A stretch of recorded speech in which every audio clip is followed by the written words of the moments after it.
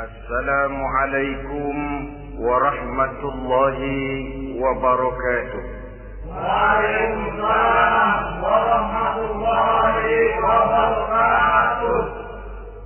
Bismillahirrahmanirrahim. Alhamdulillahi rabbil alamin. Wassalatu wassalamu ala ashrafil anbiya'i wal mursalin, imamil muttaqin, sayyidil ghurril muhajjalin, wa ala alihi wa ashabihil mujahidin at-tahirin, amma ba'du. Saudara-saudara kaum muslimin rahimakumullah, sesungguhnya gaya hidup seseorang sangat ditentukan oleh cara bagaimana dia memandang hidup ini. Dengan kata lain, bagaimana seseorang memandang hidup, begitulah dia akan hidup. Oleh sebab itu, untuk mengubah keadaan seseorang, harus diawali lebih dahulu dengan mengubah caranya memandang kehidupan ini. Itulah sebabnya dalam surah Ar-Ra'd ayat 11, Allah Subhanahu wa ta'ala menjelaskan, Innallaha la yughayyiru ma biqaumin hatta yughayyiru ma bi anfusihim. Allah Subhanahu wa ta'ala tidak akan mengubah nasib dan keadaan satu kaum sampai kaum itu berusaha mengubah apa yang ada di dalam diri mereka sendiri. Yang ada di dalam diri itu tentu tidak lain adalah rule of thinking, bahasa kerennya state of mind, kata orang Kulon, cara berpikir, cara memandang kehidupan yang akan sangat mewarnai cara orang menjalani kehidupan itu sendiri. Oleh karena itu, pada pertemuan kali ini kita akan membicarakan tentang dasar dan tujuan hidup dari seseorang muslim di dalam kehidupan ini. Yang pertama, tentang dasar dan landasan hidup. Seorang muslim tak dapat lain mendasarkan kehidupannya dengan Islam. Di dalam mendasari kehidupan dengan Islam ini, Allah Subhanahu wa ta'ala menuntut, Ya ayyuhalladzina amanu dkhulu fis-silmi kafah. Hai orang-orang yang beriman, masuklah kamu ke dalam Islam itu secara total, secara utuh, secara seluruhnya. Jangan separuh-separuh, jangan sepotong-sepotong. Mendasari hidup dengan Islam artinya menjadikan Islam sebagai way of life, sebagai rule of thinking, sebagai state of mind di dalam kita memecahkan problema-problema kehidupan, sehingga tidak satu persoalan hidup yang bagaimanapun kecilnya sekalipun yang tidak tersentuh oleh nilai-nilai ajaran agama Islam ini. Kemudian di dalam mendasarkan hidupnya dengan Islam, ia mempunyai satu keyakinan. Pertama, Islam sebagai dasar hidupnya adalah agama yang sesuai dengan fitrah daripada manusia. Allah Subhanahu wa ta'ala pencipta manusia. Allah Subhanahu wa ta'ala yang menurunkan agama Islam. Oleh sebab itu, tentu saja seluruh konsepsi Islam ini sudah diukur sedemikian rupa sesuai dengan kemampuan yang dimiliki oleh manusia. Secara logika bisa kita katakan, pabrik mobil di Jerman misalnya bikin mobil namanya Mercy. Seiring dengan itu dikeluarkannya buku petunjuk. Mobil ini bernama Mercy, kecepatan maksimal sekian ratus kilometer per jam, daya angkutnya sekian ratus kilogram, kalau rusak memperbaikinya ini onderdilnya itu umpamanya.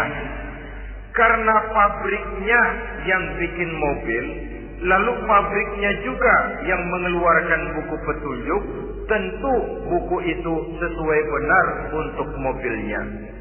Dan logika mengatakan, tidak bisa kita punya mobil Mercy rusak, kita perbaiki dengan menggunakan buku petunjuk yang dikeluarkan oleh pabrik mobil Fiat. Tentu saja mobil makin rusak, acak-acakan dan tidak karu-karuan. Ini artinya, jikalau manusia ingin baik, jikalau manusia ingin mencapai sesuatu yang bernama bahagia, dia harus mengikuti petunjuk yang dikeluarkan oleh yang menciptakan manusia. Dan petunjuk-petunjuk itu telah turun dalam satu konsepsi yang bernama Islam yang sesuai dengan fitrah manusia. Yang kedua, oleh karena keyakinannya bahwa Islam sesuai dengan fitrah manusia, ia pun berkeyakinan bahwa Islam adalah agama untuk seluruh manusia, universal. Walaupun ia diturunkan di tanah Arab, tetapi ia bukanlah agama hanya untuk orang Arab semata-mata. Keyakinan ini perlu ditegakkan kembali.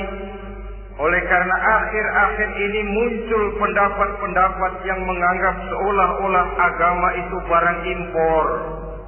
Persilakan saja kalau memang itu merupakan keyakinannya, tetapi menganggap agama sebagai barang impor sungguh merupakan satu kekeliruan yang sangat besar.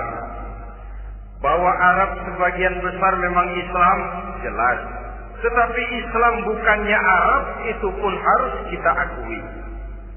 Kita bisa menjadi Muslim yang baik tanpa perlu menjadi orang Arab. Dengan kata lain, kita bisa menjadi Muslim yang baik dengan tetap menjadi warga negara Indonesia yang baik. Bahwa Al-Quran diturunkan dalam bahasa Arab oleh karena memang ia turun di tanah Arab. Buktinya apa? Walaupun Quran dalam bahasa Arab, tidak satu pun ayat Quran yang ditujukan kepada orang Arab semata-mata. Tidak ada ayat ya ayyuhal arabiyun, orang-orang Arab. Tidak ada. Yang ada mana ya ayyuhan nas, wahai manusia. Manusia yang mana? Yang mana saja asal merasa manusia. Kalau tidak merasa manusia, tidak usah terpanggil dengan ayat tadi. Maka dalam mendasari hidup dengan Islam, kita berkeyakinan Islam adalah agama untuk seluruh manusia. Yang ketiga, di dalam mendasari hidup dengan Islam, kita berkeyakinan Islam adalah agama terakhir yang diturunkan kepada Rasul terakhir. Tidak ada Rasul dan Nabi sesudah Nabi Muhammad, dan tidak ada agama lagi sesudah agama Islam. Dasar-dasar keyakinan ini melembaga dalam pribadi kita, membentuk satu keyakinan yang mendasari kehidupan ini, sehingga tidak satu problema yang bagaimanapun kecilnya dalam kehidupan yang tidak tersentuh oleh nilai-nilai Islam. Sejak kita tidur sampai kita bangun tidur, bahkan tidur itu sendiri, dan seluruh kegiatan kehidupan yang kita laksanakan dalam 24 jam, tidak satu pun yang tidak tersentuh oleh nilai-nilai Islam. Inilah pandangan hidup Muslim. Jawaban seorang Muslim terhadap problema-problema kehidupan yang dihadapinya, yang di dalam menjawab problema itu ia Islam oriented, berorientasi kepada nilai-nilai Islam. Apa kata Islam tentang pekerjaan yang dihadapinya? Halal kata Islam, halallah dia katakan. Haram kata Islam, haram dia katakan. Islam oriented. Barometer dalam perbuatannya tidak lain daripada nilai-nilai Islam itu sendiri.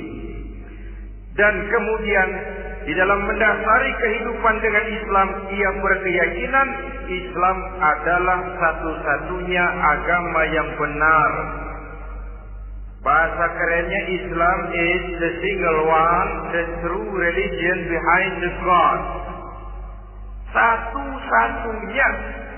Keyakinan ini kelihatannya subjektif, tapi memang inilah pokok daripada kehidupan beragama. Saudara-saudara kaum muslimin rahimakumullah, kalau itulah dasar daripada kehidupan kita sebagai muslim, apa yang menjadi landasannya? Kalau dasar hidup kita Islam, maka landasan hidup kita tidak lain adalah Al-Quran dan Sunnah Rasulullah Sallallahu Alaihi Wasallam. Dunia penuh dengan orang-orang besar, dan setiap orang-orang besar itu mempunyai ajaran-ajaran yang pernah jaya, pernah dikumandangkan, didengung-dengungkan, naik ke panggung sejarah untuk kemudian tenggelam. Satu ajaran hanya akan langgeng, satu ajaran hanya akan tahan lama apabila dia turun dari sumber yang serba mahal. Kalau dia turun dari manusia, maka sifatnya hanya musim. Yang namanya musim, saudara-saudara, namanya musim tidak bisa dilarang. Tapi kalau sudah selesai, habis sendirian. Itu musim namanya. Musim rambutan. Kalau datang musim rambutan, apa bisa dilarang? Gak boleh musim rambutan. Ya tidak bisa, dia akan tumbuh terus. Tapi manakala musimnya habis. Begitulah nasib dari ajaran yang nisbi, relatif dan temporer apabila dia bersumber dari manusia. Maka satu ajaran hanya akan langgeng, tahan lama apabila dia turun dari sumber yang serba mahal. Dan itu sudah turun bernama Al-Quranul Karim. Sedangkan sunnah, saudara-saudara, merupakan penjelasan dari apa yang oleh Quran sudah dijelaskan dalam bentuk yang detail, melengkapi apa yang oleh Al-Quran hanya disebutkan dalam bentuk garis besarnya saja. Baik Quran maupun sunnah kita sebut merupakan dasar landasan yang primer. Sedangkan untuk memahami Quran dan Sunnah, kita memerlukan pendapat-pendapat orang yang ahli di bidang itu. Dalam hal ini kita sebut saja dengan ulama. Dan ini merupakan sumber yang sekunder dari landasan hidup kita sebagai seorang muslim. Dua rel ini, Quran dan Sunnah, merupakan landasan di mana kereta api Islam ini berjalan. Quran dan Sunnah. Saudara-saudara kaum muslimin rahimakumullah. Oleh karenanya, marilah kita menjadikan Quran dan Sunnah ini sebagai imam di dalam kehidupan kita. Bukankah Rasulullah Sallallahu Alaihi Wasallam pernah memberikan pilihan? Man ja'ala al-Qur'ana amamahu qadahu ila al-jannah. وَمَنْ جَعَلَ الْقُرْآنَ خَلْفَهُ سَقَاهُ إِلَى النَّارِ. Siapa yang meletakkan Quran di depannya, dijadikannya Quran sebagai imam dan dia sebagai makmum, maka Al-Quran akan membimbing dia ke surga. Ya, surga di dunia ini, lebih-lebih lagi surga di akhirat nanti. Sebaliknya, وَمَنْ جَعَلَ الْقُرْآنَ خَلْفَهُ, siapa yang meletakkan Quran di belakangnya, dia belakangi ajaran dan konsepsi Al-Quran, dia tinggalkan perintah-perintah Al-Quran, maka Al-Quran yang dibelakanginya itu akan mendorong dia ke neraka. Neraka dunia, lebih-lebih neraka di akhirat nanti. Pilihan terserah kita. Jikalau kita mau menjadikan Quran sebagai imam, artinya kita menjadi makmum. Resikonya dimanapun makmum wajib ikut imam. Imam takbir, makmum takbir, imam ruku, makmum ruku, imam i'tidal, makmum i'tidal. Jikalau Quran imam kita dan kita adalah makmum, maka itu berarti jikalau ke barat komando Quran, ke barat kita pergi. Jikalau ke timur kata Quran, ke timur kita menuju. Jikalau halal kata Quran halal kita katakan, jikalau haram kata Quran haram kita ucapkan. Itu resikonya kita menjadi makmum menyusun pola hidup yang lebih Qurani. Tapi sebaliknya, ke barat komando Quran, ke timur kita pergi, ke utara kata Quran, ke selatan kita menuju. Halal kata Quran malah kita tidak mau melaksanakannya. Haram kata Quran kita senang bukan main. Artinya kita mau menjadi makmum dan Quran kita jadikan sebagai makmum, kita sendiri malah mau menjadi imam. Kita paksa konsepsi Al-Quran itu supaya sesuai dengan naluri kemanusiaan kita. Mengotak-atik hukum, menghalalkan yang haram, mengharamkan yang halal.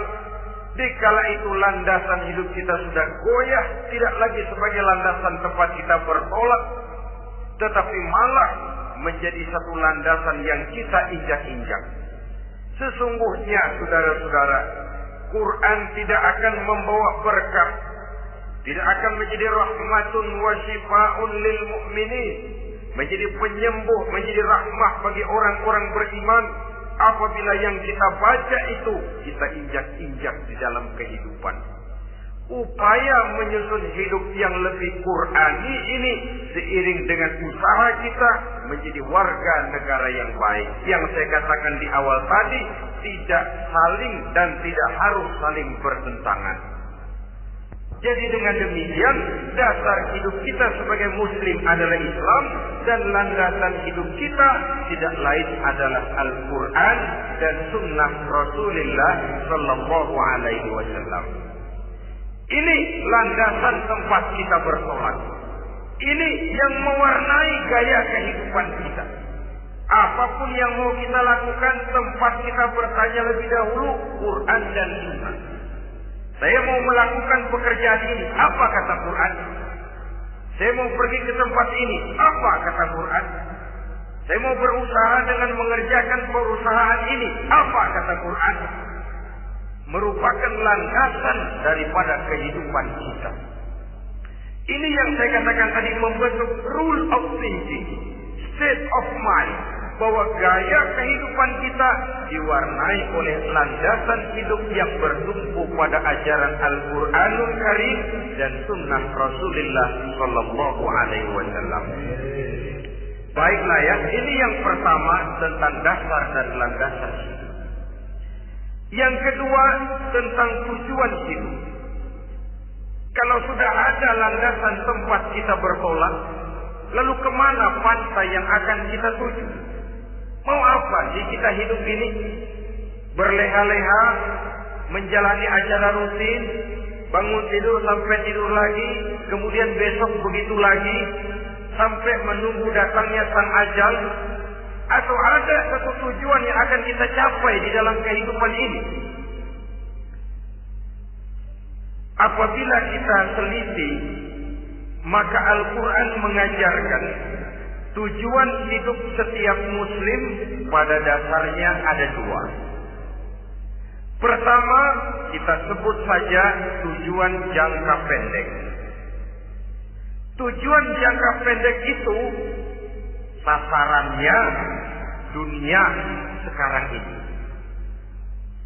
Bentuknya horizontal.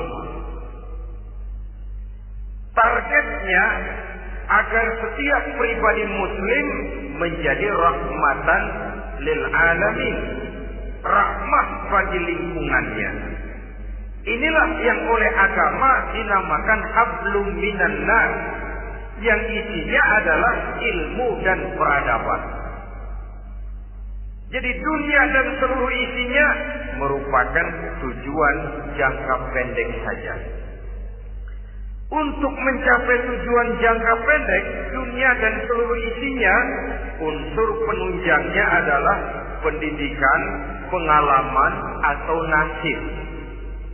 Makin tinggi pendidikan, makin mudah menjangkau hidup. Makin banyak pengalaman, makin mudah menguasai dunia. Atau karena faktor nasib, pendidikannya tidak seberapa, pengalaman pun kadang-kadang dangkal, tapi karena nasibnya lagi hoki, kata orang sekarang, nasibnya lagi bagus, dia naik ke panggung memegang peranan. Faktor yang namanya nasib ini ada, tapi tidak bisa dijadikan sandaran untuk menjangkau dunia dan seluruh isinya. Unsur penunjangnya pertama pendidikan, yang kedua pengalaman, yang ketiga faktor nasib. Oleh karena itu, apabila kita ingin mudah mencapai dunia, yang pertama harus kita laksanakan bagaimana menempuh satu pendidikan. Di zaman sekarang orang terangsang untuk hidup dalam pola yang oleh orang-orang priangan disebut hardolin. Saudara tahu hardolin? Itu potongan dari dahar modal ulin. Filsafat hidup yang pakaian mau bagus, makan mau enak, kerja nggak mau. Akhirnya jadilah dia penghayal kelas berat, tukang-tukang ngelamun kelas tinggi. Tiap hari kegiatannya cuma tidak terlepas dari tiga kriteria itu. Hardolin. Pokoknya kalau sudah dahar, modal, ulin. Besok ya begitu lagi. Pola dari dimana orang pakaian mau bagus, makan mau senang, duit mau punya, kerja tidak mau. Kadang-kadang mau kerja tapi tidak tahu apa yang harus dikerjakan. Ditambah oleh sempitnya lapangan pekerjaan. Tidak tahu apa yang harus dikerjakan, dilatar belakangi oleh tidak adanya pendidikan yang dia terima. Jika mau kerja apa, lalu bingung. Oleh karena itu, terutama buat adik-adik remaja, para pemuda, saya berpesan untuk menjangkau dunia. Yang pertama harus kita jalani bagaimana membina diri, mendidik. Taruh kata drop out, putus sekolah. Tapi drop out bukan halangan bagi tumbuhnya cita-cita yang mulia. Bahkan ada orang bilang many a great man start as a newspaper boy. Banyak orang-orang besar yang memulai pekerjaannya dagang koran. Putus sekolah bukan merupakan halangan bagi tumbuhnya cita-cita yang mulia. Dan tidak sedikit orang-orang besar yang tidak keluaran perguruan tinggi. Tidak sedikit orang-orang besar yang tidak merupakan produk dari perguruan tinggi tertentu. Tapi kerajinannya belajar, banyak membaca, banyak bergaul, autodidak. Syukur kalau masih bisa menempuh pendidikan yang formal. Kekurangan ekonomi, kemiskinan keluarga jangan menjadi penghalang bagi tumbuhnya cita-cita yang tinggi untuk menempuh karir pendidikan yang baik. Ini memang baik, tapi bagaimanapun kata orang, lebih baik makan singkong beneran daripada makan roti ngimpi. Artinya jika memang perlu, lebih baik sekolah sambil dagang koran, nyemir sepatu, parkir mobil, daripada hardolin itu tadi. Tanpa prospek hari depan yang ada artinya. Dan pendidikan memang merupakan sesuatu yang baik. Tapi tanpa ini, rasanya kita akan sulit untuk menjangkau dunia tersisih di pojok-pojok kehidupan. Jangan lalu bilang, manusia kan rezekinya sudah dijamin oleh Allah. Ayam saja ada rezekinya, Allah. Tapi jangan lupa, cara ayam cari rezeki dengan cara manusia cari rezeki lain. Kalau ayam cari rezeki dari tahun atu, modalnya cuma ceker sama patok kalau ayam.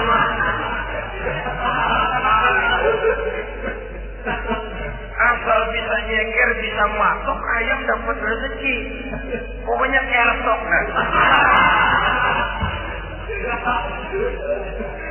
Tapi manusia cari rezeki, dia harus cari lapangan kerja. Lapangan kerja sulit. Sudah dapat lapangan kerja, harus punya keahlian. Untuk memperoleh keahlian, harus dengan pendidikan. Berhadapan lagi dengan saingan-saingan, karena pasaran tenaga kerja tiap tahun puluhan, kalau tidak ratusan ribu pasaran tenaga kerja yang masuk lapangan kerja. Ini kenyataan. Semakin ke depan oleh tingginya tensi ekonomi, oleh persaingan hidup yang makin tajam, oleh makin menggejalanya pola pikir industrialis yang membuat manusia individu, nilai-nilai semacam ini akan terasa makin berat. Oleh karenanya, tanpa pendidikan sulit untuk menjangkau dunia. Yang kedua, pengalaman, tenaga expert.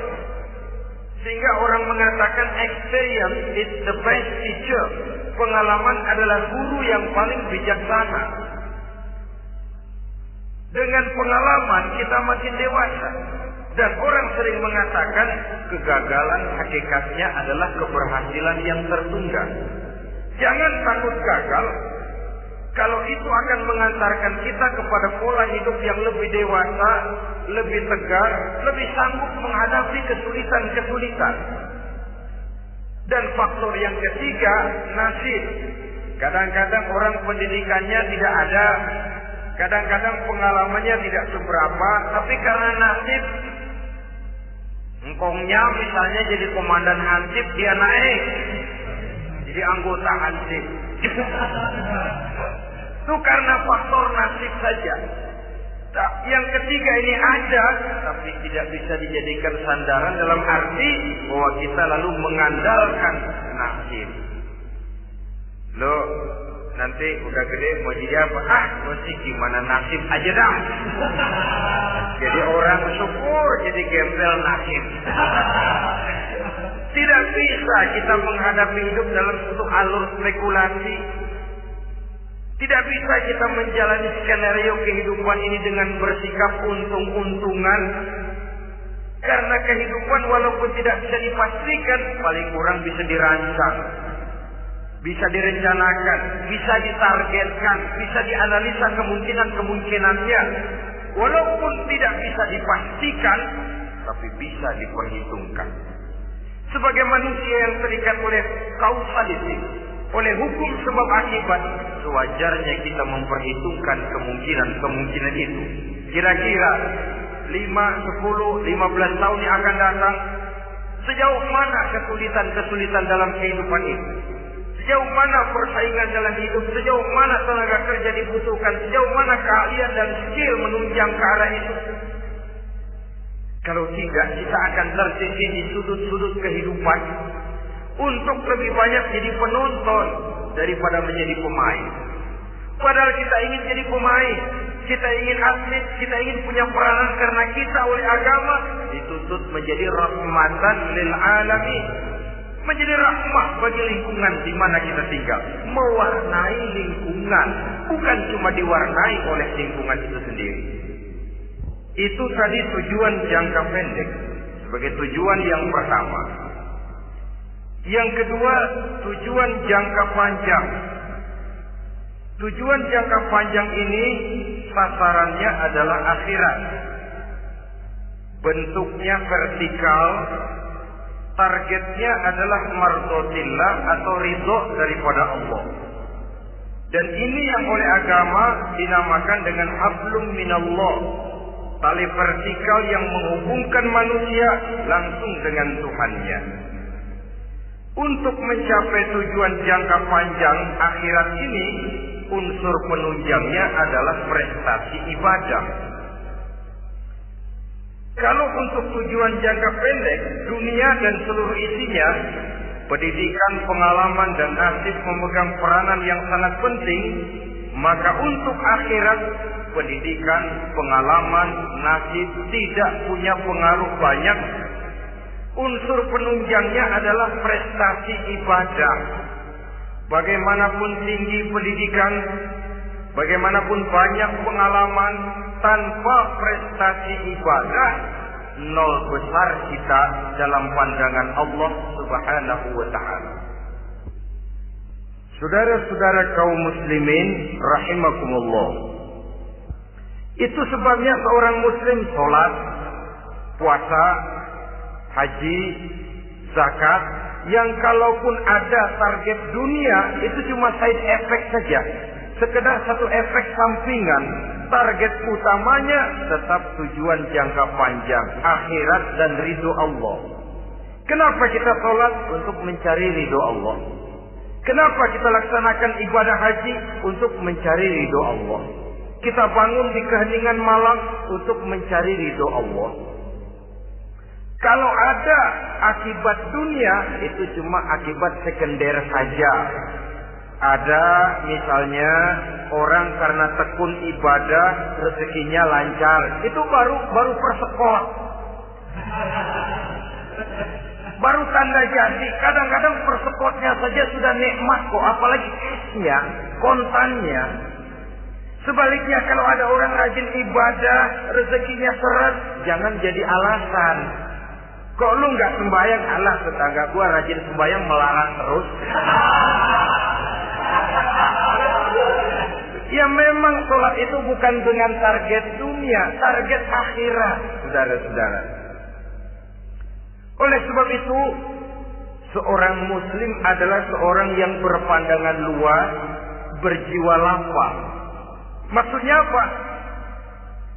Tujuan jangka pendek dan jangka panjang ini harus dia raih kedua-duanya. Ini yang oleh Al-Quran diajarkan agar setiap muslim mencapai fid dunia hasanah wa fil akhirati hasanah. Kebaikan di dunia, kebaikan di akhirat. Itu arti hasanah. Jangan macam orang dulu. Punya istri dua pergi haji. Yang satu yang muda istrinya namanya Hasanah. Yang satu namanya Khadijah. Waktu tawaf keliling Ka'bah, si suami ini nggak bisa doa apa-apa kecuali Rabbana atina itu. Tiap putaran Rabbana atina fid dunya hasanah wa fil akhirati hasanah. Putaran kedua Rabbana atina fid dunya hasanah wa fil akhirati hasanah. Ini istri tuanya yang namanya Khadijah dengerin aja. Akhirnya di satu saat dia colek suaminya, "Bang, mentang-mentang Hasanah bini muda disebutin melulu. Saya dong disebutin dalam doa." "Iya dah, putaran selanjutnya." Suaminya blow on juga. Putaran kedua dia baca Rabbana atina fid dunya hasanah wa fil akhirati Khadijah.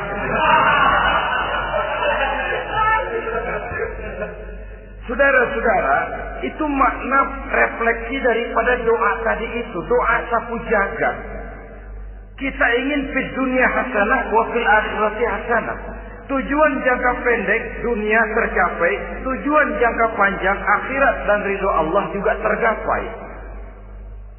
Oleh sebab itu Al-Quran menjelaskan, "Wabtaghi fima ataakallahu ad-daral akhirah wa la tansa nasibaka minad dunya." Dengan karunia yang diberikan Allah kepadamu, carilah bahagia akhirat. Wa la tansa nasibaka minad dunya, tetapi jangan lupakan bagianmu dalam kehidupan di dunia ini.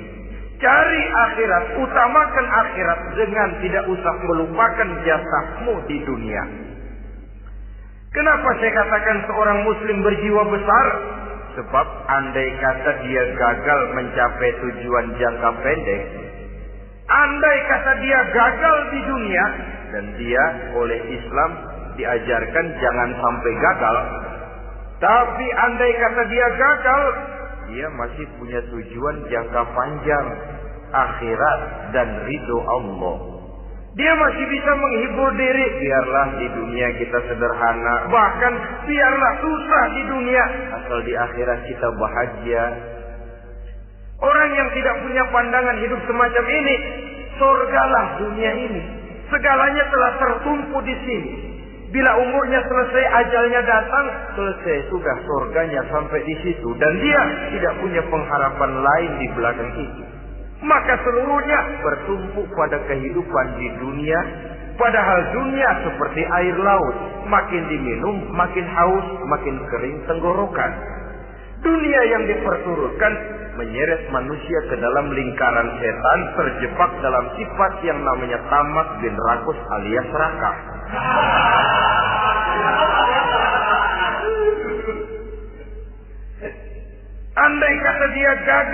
tujuan jangka pendek, dia masih punya tujuan jangka panjang, akhirat. Dia masih sanggup berkata, biar di dunia kita sederhana, bahkan biar kebelangsak sengsara susah di dunia, asal di akhirat kita bisa bahagia. Kan masih ada harapan. Yang paling bangpak, paling rusak betul, sudah di dunia sengsara, di akhirat celaka. Jadi dunia rumahnya gubuk, pinggir kali miring, asal hujan bocor, utang selebar warung. Bayang kagak, ngaji enggak, puasa enggak, saban malam miris mulu.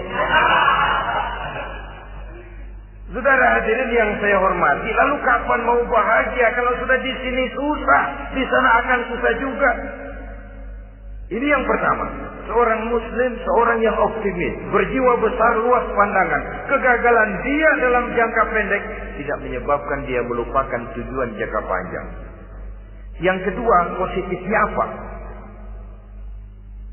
Cara dia mencapai tujuan jangka pendek diwarnai oleh keyakinan adanya tujuan jangka panjang. Dia memang benar cari harta, tapi karena dia yakin ada akhirat, Allah ridho apa tidak. Ini positifnya. Saya memang cari duit, tapi dengan cara ini Allah ridho apa tidak.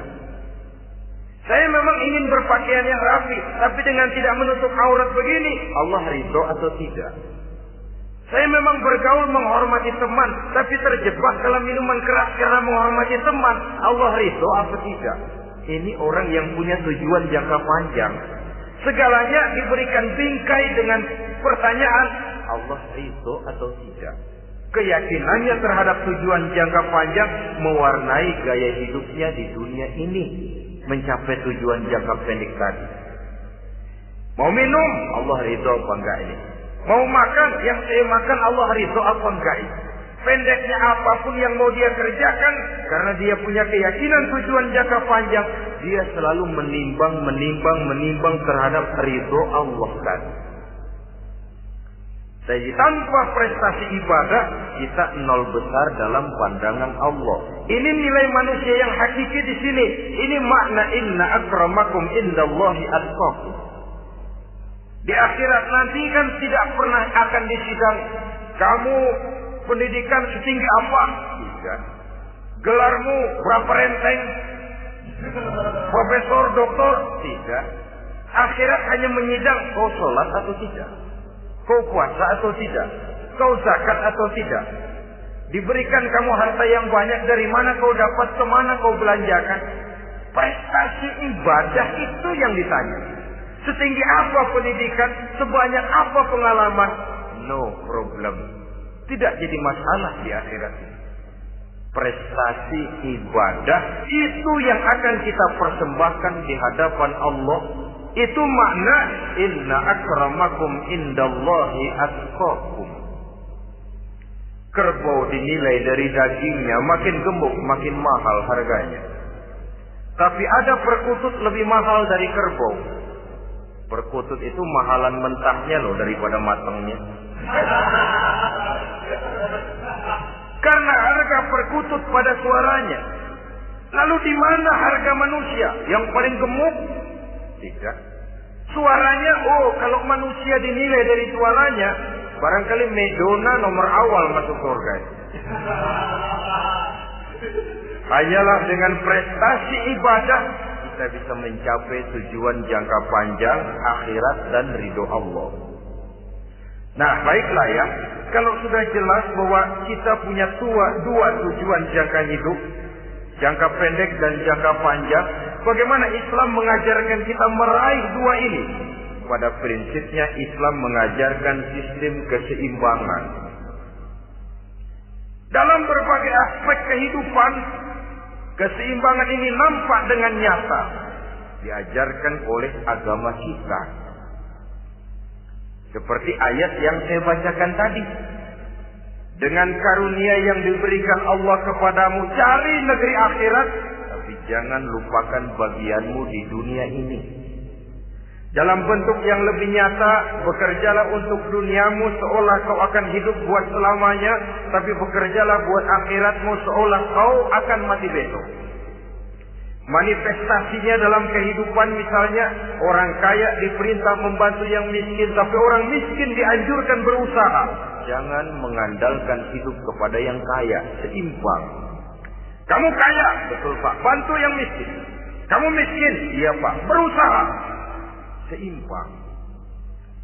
Tuan rumah diwajibkan menghormati tamu, tamu diwajibkan tahu diri, seimbang. Jadi bagaimana kalau sudah kita bekerja di sawah, di ladang, di pasar, di kantor, anggap kita akan hidup selamanya agar timbul gairah kerja. Tapi kalau sudah sholat, anggap kita akan mati besok supaya timbul khusyuknya. Nah, titik tekannya di mana? Stresnya itu. Walaupun Islam mengajarkan sistem keseimbangan, tapi Al-Quran tetap menggarisbawahi walal akhiratu khairul laka minal, bahwa bagaimanapun seimbangnya, akhirat itu lebih utama daripada dunia. Bagaimana implementasinya?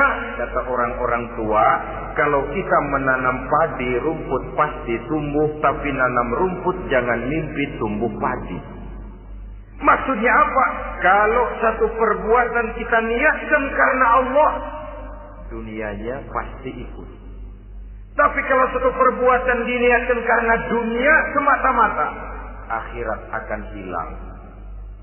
Sebab itu, biasakanlah berbuat sesuatu baik untuk tujuan jangka pendek, lebih-lebih untuk tujuan jangka panjang dengan motif lillahi ta'ala. Jadi saya ulangi, satu perbuatan kalau sudah diniatkan karena Allah, dunia biasanya ikut. Tapi kalau diniatkan karena dunia semata-mata, akhirat akan luput. Padahal itu titik tekannya, walal akhiratu khairul laka minal ula. Saudara-saudara kaum muslimin rahimakumullah, ini tujuan hidup. Jadi landasan tempat kita bertolak sudah jelas, pantai yang akan kita tuju dalam kehidupan ini juga sudah nyata. Kita ingin mencapai apa yang dinamakan fid dunya hasanah wa fil akhirati hasanah. Untuk itu perlu ada keseimbangan, tetapi titik tekannya tetap akhirat lebih utama daripada kehidupan dunia ini. Sekarang kalau sudah ada dasar hidup, sudah ada tujuan yang akan kita capai, tentu harus ada alat untuk mencapainya. Semuanya perlu sarana.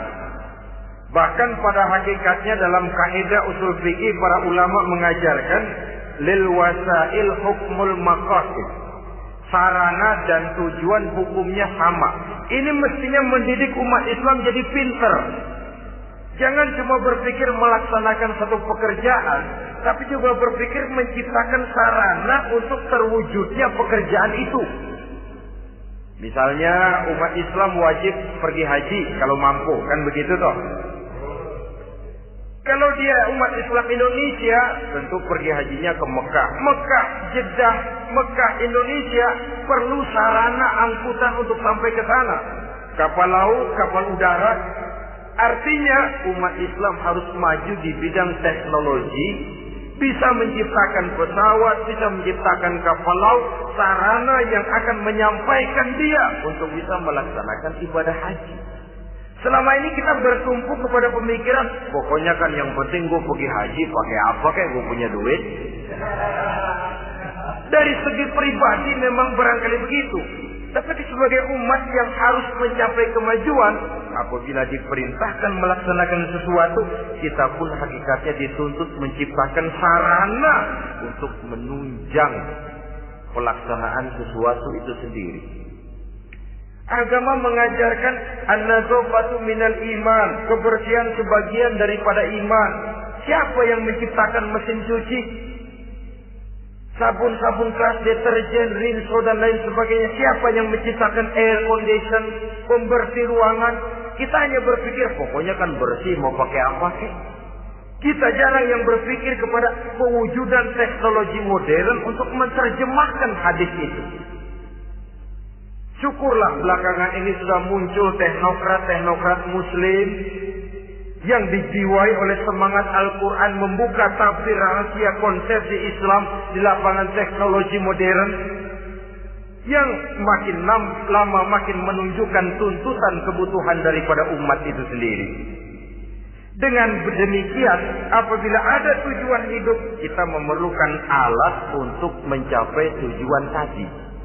Supaya tujuan di dunia hasanah wa fil akhirati hasanah tercapai, apa alat yang harus kita pakai? Kita lihat surah At-Taubah ayat 111 memberikan jawaban. Innallaha ashtara minal mu'minina anfusahum wa amwalahum bi anna lahumul jannah. Sesungguhnya Allah telah membeli dari orang-orang beriman diri mereka, harta mereka, bahwa sesungguhnya bagi mereka adalah surga. Coba kita simak ayat ini sejenak, akan nampak dengan jelas bahwa ayat ini hakikatnya merupakan satu transaksi yang nyata benar antara kita dengan Allah. Transaksi jual beli sudah terjadi, dan itu langsung dengan Allah, tertuang dalam pernyataan Quran. Pembeli Allah, penjual kita orang-orang beriman, dagangannya adalah anfus dan amwal, harganya adalah surga. Itu sudah tanda tangan pernyataan kita siap jual beli ya Allah. Apalagi baiat kita apa? Inna salati wa nusuki wa mahyaya wa mamati lillahi rabbil alamin. Salatku, ibadahku, hidup dan matiku cuma untuk Allah Tuhan seluruh sekalian alam. Minimalnya 5 kali sehari semalam baiat ini kita ulang dan kita ulang. Kenapa lalu kita tidak konsekuen? Dalam konteksnya dengan persoalan, maka alat hidup kita itu ada 2. Pertama, anfus. Ini bentuk mufrad dari jamaknya, bentuk jamak dari mufrad nafsun. Biasa diterjemahkan dengan diri. Yang dimaksud dengan diri adalah kepribadian. Yang dimaksud dengan kepribadian ialah kekayaan yang kita miliki dalam kepribadian kita. Artinya bisa tenaga, pikiran, konsep, gagasan, wewenang, ide, pangkat, jabatan, kemampuan, keahlian, skill, itu semuanya masuk ke dalam anfus, diri. Sedangkan amwal bentuk jamak dari mufrad malun, biasa diterjemahkan dengan harta. Pengertian di sini ialah seluruh bentuk-bentuk materi yang berada di bawah kekuasaan kita.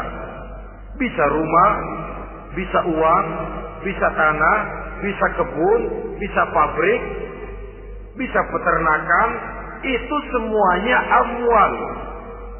Nah, baik anfus maupun amwal, diri, tenaga ke, pikiran ke, harta ke, pangkat ke, jabatan ke, wewenang ke, keahlian ke, untuk tujuan jangka pendek harus jadi rahmah bagi lingkungan.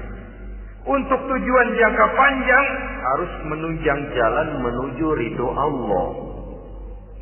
Jadi kalau pangkat kita menjauhkan kita dari ridho Allah, itu bukan nikmat tuh, azab.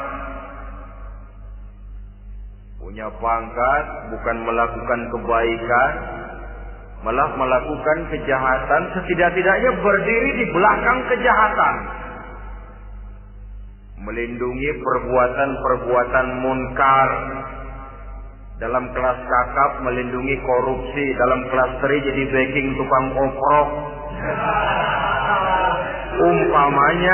Umpamanya itu sudah menyalahi.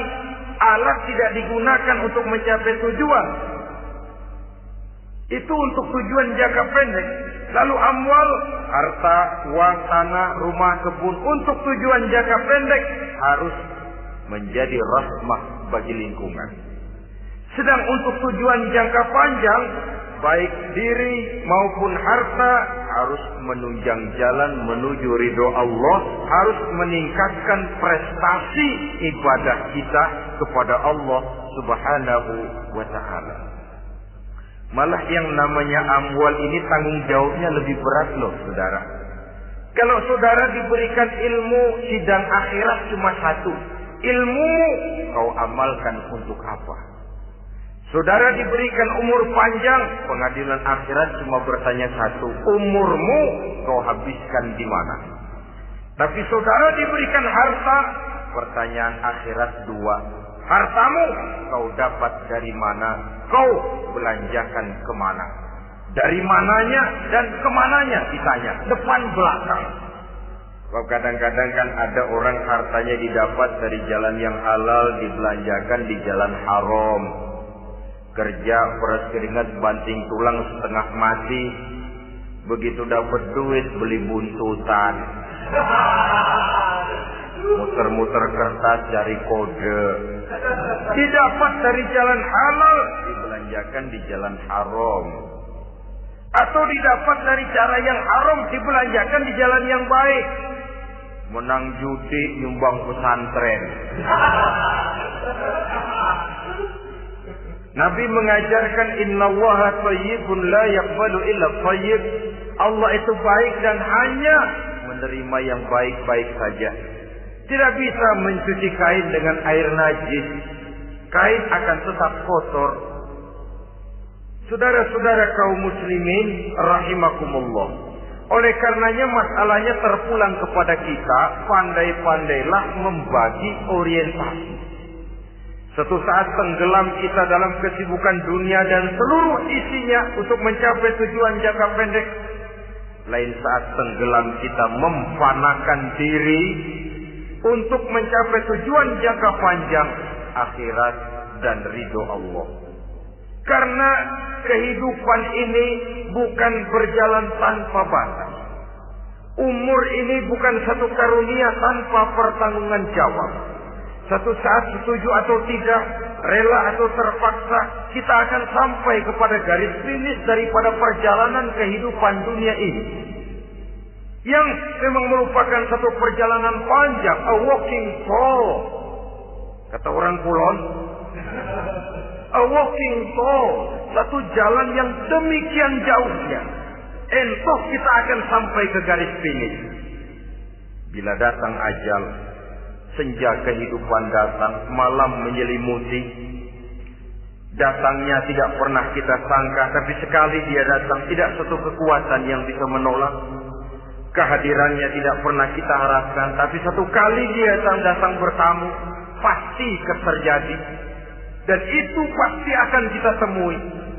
Alangkah malangnya pada saat kembali itu datang, kita tidak punya prestasi ibadah. Lalu apa artinya prestasi dunia? Apa artinya tujuan jangka pendek kalau kita harus kehilangan tujuan jangka panjang? Rumah kita yang besar, pangkat kita yang tinggi, harta kita yang banyak, bisakah menolong kita untuk kalau sudah kumpul di padang mahsyar nanti? Malaikat, jangan gebukin saya, rumah saya harga 2 miliar.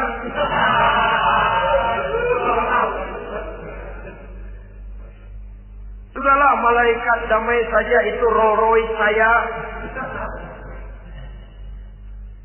Pakai saja malaikat, pakai. Kata malaikat, gue budak, gue gak butuh gituan. Hanya prestasi ibadah yang bisa menyelamatkan kita pada kondisi semacam itu. Jadi oleh karena itu saudara-saudara, biar di dunia ini rumah kita besar, mobil bagus, uang banyak, pabrik ada, usaha lancar, asal di akhirat masuk surga aja. Gak apa-apa. Daripada di dunia sengsara, di akhirat neraka, senangnya kapan? Sudah di sini sengsara, di sana kebelangsak. Itu yang orang-orang tua bilang lacur kuda namanya. Pelan dipecut, kenceng digesak, setengah mati, serba salah. Kuda kalau bisa ngomong, gue setengah mati, serba salah. Pelan dipecut, kekencengan ditarik, itu yang namanya lacur kuda begitu. Serba salah posisinya. Untuk itu, pandai-pandailah membagi orientasi. Supaya tercapai tujuan ideal ini, di dunia hasanah, wa fil akhirati hasanah. Ini tentang tujuan hidup. Nah, untuk mencapai tujuan ini, kita tidak berjalan sendiri. Kita perlu teman hidup. Di samping teman hidup, ada pula lawan hidup. Siapa teman hidup kita untuk mencapai tujuan hidup ini? Dalam arti sempit, teman hidup kita suami istri yang taat kepada Allah. Suami istri lebih dari sekedar satu pasangan, juga saling melengkapi, merupakan bagian daripada kehidupan. Suami adalah teman istri, istri adalah teman suami untuk mencapai tujuan hidup tadi. Mencapai di dunia hasanah wa fil akhirati hasanah. Seiring, seirama, selaras, serasi, seimbang, kata orang sekarang. Teman dalam arti sempit. Adapun teman dalam arti luas, setiap orang yang pandangan hidupnya sama dengan kita. Setiap orang yang akidahnya sama dengan kita. Terlepas dari suku bangsa apapun, warna kulit apapun, bahasa apapun. Jikalau keyakinannya sama, pandangan hidupnya sama, dia adalah saudara kita dalam artian yang luas. Islam tidak kenal teritorial. Maka tidak ada itu Islam Jepang. Ya walaupun secara formalnya ada, tapi informal Muslim adalah Muslim, diikat dengan akidah. Itu teman hidup. Lalu lawan hidup siapa? Pertama iblis. Dalam segala bentuk dan implementasinya. Yang kedua, setiap orang yang pandangan hidupnya tidak sama dengan kita. Secara ideologis, itulah lawan hidup kita. Maka yang teman jadikan teman, yang lawan jadikan lawan. Jangan teman dijadikan lawan, lawan dijadikan teman. Itu namanya kopiah dipasang di kaki, pak bakyak naik ke jidat. Wajar kalau kepala lalu jadi benjol. Salah milih teman, salah jadi lawan. Salah milih teman, salah cari lawan. Akibatnya kita yang akan susah di kemudian hari nanti. Saudara-saudara kaum muslimin rahimakumullah, oleh karenanya pandai-pandailah dalam hidup ini. Yang teman jadikan teman, yang lawan jadikan lawan. Kalau lawan kita jadikan teman, sementara teman kita jadikan lawan, dan itu apa yang banyak terjadi dalam praktek kehidupan, kita tidak akan bisa mencapai tujuan